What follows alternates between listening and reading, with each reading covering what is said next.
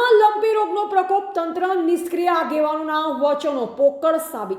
થરાદ તાલુકામાં છેલ્લા 15 દિવસોથી લંપી રોગનો પ્રકોપ ફરી એકવાર ફાટી નીકળ્યો છે અને ગામોમાં ગાય ભેંસ જેવા પશુઓ આ જીવલેણ રોગથી પીડાઈ રહ્યા છે।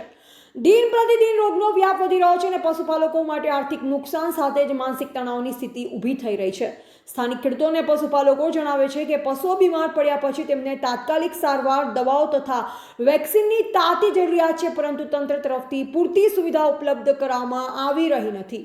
સરકારી કચેરીમાં માત્ર આશ્વાસન અને ખાલી વચનો આપવામાં આવે છે, પરંતુ મેદાનમાં પશુપાલકોને સહાયતા મળતી નથી। મોટા મોટા આગેવાનો વારંવાર મીટિંગો કરી જાહેરાતો કરે છે કે રોગને કાબૂમાં લેવામાં આવશે, દવાઓ ઉપલબ્ધ કરાશે, વેક્સિનેશન કેમ્પો શરૂ કરાશે, પરંતુ હકીકતમાં કોઈ ખાસ અસર જોવા નથી મળી રહી। પશુપાલકો દવા માટે ભટકતા જોવા મળે છે। ઘણા ગામમાં તો હજુ સુધી કોઈ વેટરનરી ડોક્ટર પણ પહોંચ્યા નથી। લંપી રોગના કારણે દૂધ ઉત્પાદન ઘટી ગયું છે। પશુઓની તબિયત ખરાબ થવાથી અનેક પરિવારોની આજીવિકા પર ગંભીર અસર પડી રહી છે। ગરીબ અને નાના પશુપાલકોને આ પરિસ્થિતિમાં વધારે ઝટકો લાગી રહ્યો છે।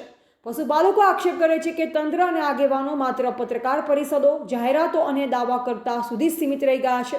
મેદાનમાં તેઓએ પશુપાલકોના દુઃખમાં ભાગીદાર થવાનું પણ ટાળ્યું છે। પરિણામે લોકોમાં ભારે આક્રોશ જોવા મળી રહ્યો છે। હવે પ્રશ્ન ઊભો થાય છે કે થરાદમાં લંપી રોગના વધતા પ્રકોપ સામે તંત્ર ક્યારે જાગશે? શું પશુપાલકોને વાસ્તવિક મદદ મળશે કે ફરી એકવાર ફક્ત ખાલી વચનો? Bureau report Ranabhai પારેખી, Banaskantha. ગૌમાતા આજે લંપીનો કેસ થરાદની અંદર ચામુંડાનગરની અંદર પ્રથમ આવ્યો છે। એની અંદર આપ સૌને ખબર છે કે પહેલા પણ ખૂબ લંપીની અંદર ગૌમાતા દેવલોક થઈ હતી, પણ બધા સજ્જનોએ, ગૌ ભક્તોએ સારો એવો સપોર્ટ કર્યો હતો અને ગૌમાતાનો બચાવ પણ થયો હતો। આ ફેરે આજે 29/8/2025ના આ ગૌમાતાને ભયંકર અત્યારે લંપીનો કેસ છે। એની અંદર તમે બધાને આપણે સાથે મળી અને ગૌમાતાને બચાવવાનું કાર્ય કરવાનું છે। તંત્રને પણ હું વિનંતી કરું છું, જે પશુ ડોક્ટરો છે એમને પણ થરાદના બધાને હું વિનંતી કરું છું કે જે પણ દવા દારૂ થતી હોય એ અમને સહયોગ તમે કરો। અને અમે અત્યારે આ એક ગૌમાતા ચામુંડાનગરમાંથી અત્યારે લાવી છે, એ રાધે કૃષ્ણ નંદી ગૌશાળાની અંદર અત્યારે અમે કેમ્પ ચાલુ કરી રહ્યા છો। એની અંદર શેડ પણ બનાવેલો છે અને વ્યવસ્થા પણ સારી એવી અત્યારે અમે કરી રહ્યા છો।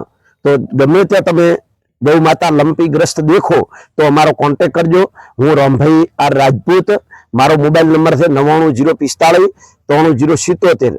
તો તમે ગમે ત્યારે આટલા આપણા વિસ્તારની અંદર હશે તો ગૌ માતાને અમે એમ્બ્યુલન્સ મૂકશું અને ગૌ માતાને તાત્કાલિક એને દવા થાય, એની ટ્રીટમેન્ટ થાય અને બધા સાથે મળી અને આપણે આ ગૌ માતાને બચાવવાનો પ્રયત્ન કરીએ। કેમ કે જે પહેલો આવ્યો તો એવો ને એવો અત્યારે એથી પણ ભયંકર અત્યારે ગૌ માતાને આ લંપી આવ્યો છે, તો એની અંદર આપણે બધા સાથે મળી અને આ આપણી માં છે અને માને આવી રીતે પીડા અત્યારે બેઠે છે, એ આપણા માટે કરીને જ બેઠે છે। તો આપણે બધાને સાથ સહકાર આપી અને ગૌ માતા કઈ રીતે બચે એ આપણે બધાને સાથે મળી પ્રયત્ન કરવાનો છે।